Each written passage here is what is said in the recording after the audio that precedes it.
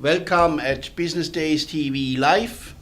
I'm very proud to have Professor Dr. Simon Robinson here, and we are speaking about his expertise, why business ethics is important. So, Simon, please present yourself first for us. Where you're coming from, what you're doing, what is your professional role? Okay. First of all, it's good to be here in Romania. Wonderful place, wonderful place. My intention is tomorrow to look around Bucharest and see all your wonderful cultural opportunities. I'm here because I believe in ethics. I run a centre, which is part of Leeds Beckett University, which is for the research into governance, leadership and responsibility. And my core focus there is about developing ideas and practice, developing the curriculum so that it's integrated into the curriculum, and developing a partnership with ourselves and practitioners, because we have lots to learn from you, and we have a few ideas that we can share with you. Yeah, very good. So I have some questions prepared. Go for it. To bring you out and deeply into this theme, as you have done it today, excellent in your masterclass. So why is ethics important for business enterprise, Simon? I would argue that it's important for at least three reasons. The first is that if we don't operate ethically, we're likely to get into trouble. The old biblical adage is your sins will find you out, and they tend to do that, especially in the era of social media. Somebody always knows what you're doing wrong.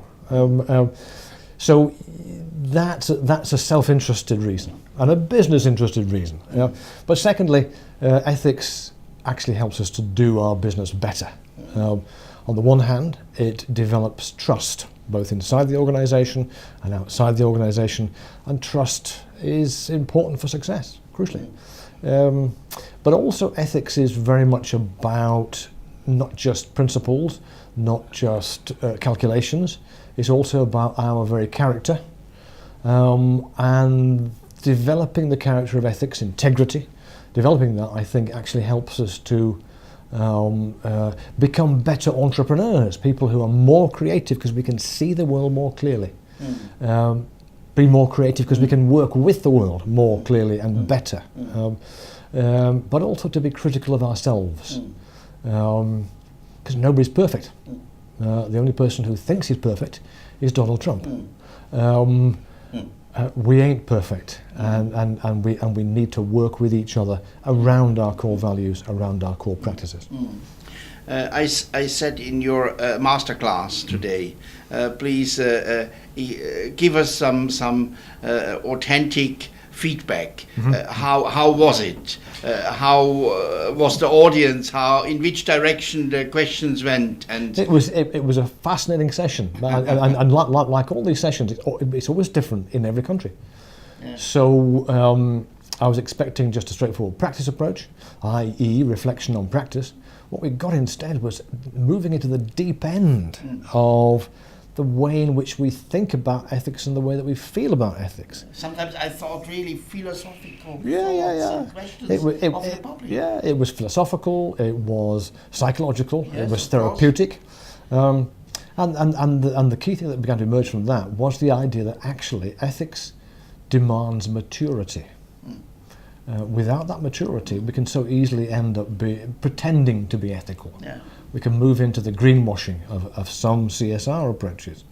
We can move into the idea that we're there to defeat big business if you're an NGO, just because that feels good. Ethics actually is often about feeling bad. It's often about dealing with that bad feeling. Yeah. Simon, is ethics the same as corporate social responsibility? Sometimes yes, sometimes no. The corporate social responsibility, as I've already inferred, has got an increasingly bad name because the way in which it's carried out is often a little bit like painting by numbers. In the old days, you used to be able to buy these kits where you had the numbers and you painted in the various bits, and then you had this wonderful painting. But actually, it wasn't your painting at all. And sometimes I think people like corporate social responsibility as an abbreviation, because it has a so prominent abbreviation, but don't know what it is really. Absolutely. Yeah. And the problem always about that is that it starts to become a tick box. Yeah. I've done all that I'm supposed to do, and now I can stop thinking about ethics. But actually, there are a lot of ethical thinkers who suggest that you can't stop thinking about ethics, and you can't stop thinking about responsibility. Responsibility is about your responsibility to know what you're thinking, and how you're feeling, and how you affect society with your practice. But it's also about how you give an account of that, which is credible. And too many big businesses are not able to give that account. New film, Deepwater Horizon, big adventure in American terms. But actually, when you got to that crisis, and the board put out the CEO, he couldn't give a credible account. I'm not knocking him. It was a pressurized situation. But a board needs to give a credible account of its narrative, of its values, and how it's going to respond to that kind of crisis. And in that, it's got to show how it's going to work with other people, responding to the needs of society and the environment. This morning in the main hall, where you had the big audience, all entrepreneurs from all over Europe and Central and Eastern Europe, you provoked a little bit the audience with a question about integrity, and it was very important, I think. So my question: what does integrity look like for an entrepreneur? I think I would first of all want to say that we only know what it looks like if we don't ask you. Yeah. Or the entrepreneur, because we all want to have integrity, because if we haven't got it, it sounds as though we're slightly odd, we're not okay, But the truth is that we're not the best person to say whether we do have integrity. Ask your wife. My wife will tell you that my claims are not what they should be. But ask other people. And that tells us that integrity is not about a simple individual virtue or characteristic. Integrity is about how we relate to other people, and it's therefore social. It's very interesting. So I think the boss, the manager, is asking his secretary. Yeah. Absolutely. Do I have integrity? Yeah. No, but you're absolutely right. An old mate of mine was the head of the Scottish Open University, and when he had his annual reflection or his annual review, he asked his cleaner to contribute to it. Very good. Yeah, I like that. Okay. And Simon, what can leaders do to develop responsibility inside their organization? It's a huge question, but in a minute or so, I would want to argue, and I've got a new book out called The Practice of Integrity in Business, just come out this week, with Paul Grave, and I'm close to retirement, so I need to have lots of sales. I'm sure you will have. Yes, I'm sure you will have. Just sorry. What I argue in that is that leadership can only develop integrity if it develops an organisation which is open to critical dialogue, so that there's dialogue at all the different levels, which is mutual and open, but also dialogue between the guys at the top and those who are at the bottom, so-called. Of course, you've got to have hierarchy, but there's got to be mutuality where we're able to ask awkward questions. When you can't ask an awkward question, then you know that there's something up, there's a problem. So the organisation. Give me an example, please. Well, for instance, the worst possible example is when we were when America was in Iraq, and they were running a prison there. Okay, and one of the CIA members went across to one of the prison guards and said to him, I want you to go into that cell and I want you to soften up the prisoners before we interrogate them. Wow. Wow. Now, what the MP should have said was, can you tell me what you mean? No question was asserted at all. The result was he assumed that he knew what he meant, and the result was a series of abuses which occurred, which shocked the world, which was appalling. We must never assume. We must always be open for any question, and any question is always a challenge. The power of questioning is massive. So there has to be a culture of that. If you're doing that, then annual meetings have to be meetings that are not prearranged. Too many annual meetings already have the minutes written before the event. Annual meetings have to be open to dialogue from shareholders, from stakeholders, from people in the organisation, so that we are truly open to questioning. Transparency is only real if we're open to question. Yeah. What can leaders do to ensure good governance? You see, I have some very strong ones. Governance is really interesting because, I mean, governance tends to be focused on the board, but it has to be more than that.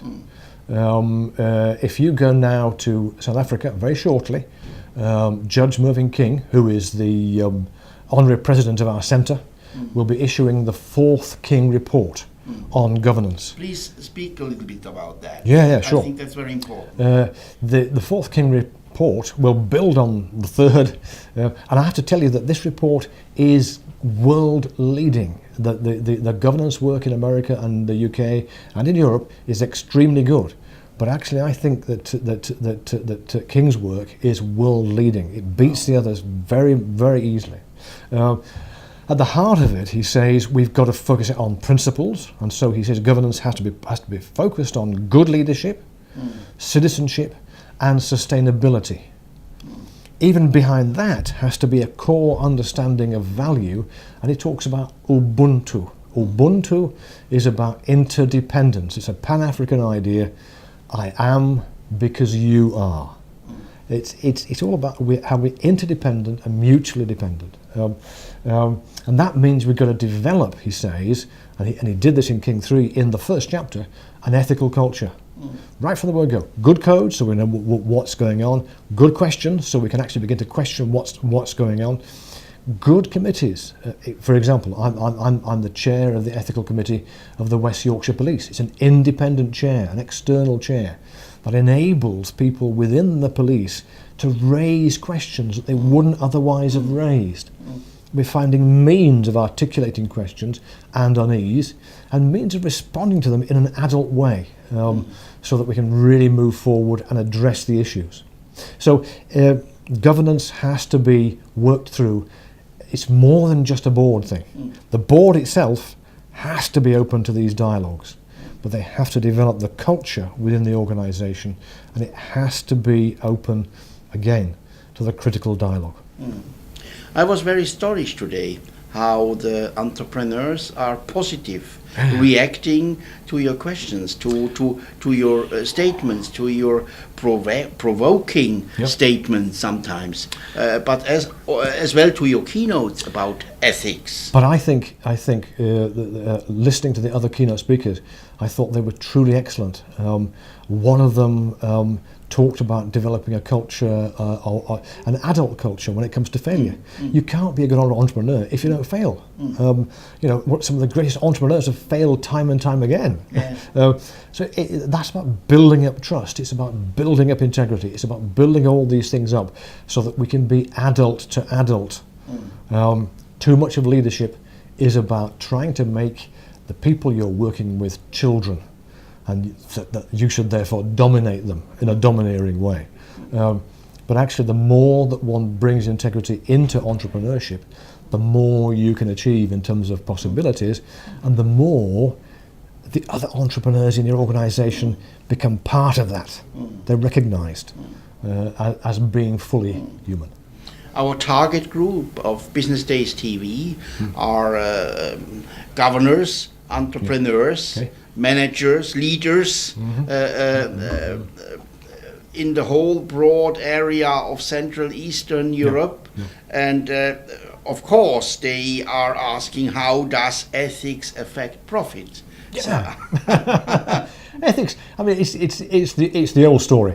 Some people say ethics it affects profit because if you don't do it, you'll lose your profit. Yeah. But obviously, I would want to argue that it also affects profit because it actually improves success. You're a better entrepreneur if you can see the complexity of what's around you. You can see the opportunities. It does not mean that you move into massive profit necessarily. As the Johnson & Johnson credo suggests, their aim should be reasonable profit for the shareholders. So get the profit, but you're not going to get the massive profits. And that's as it should be. That's as it should be. So that we're recognising everybody who's a part of that organisation and they're sharing in that profit.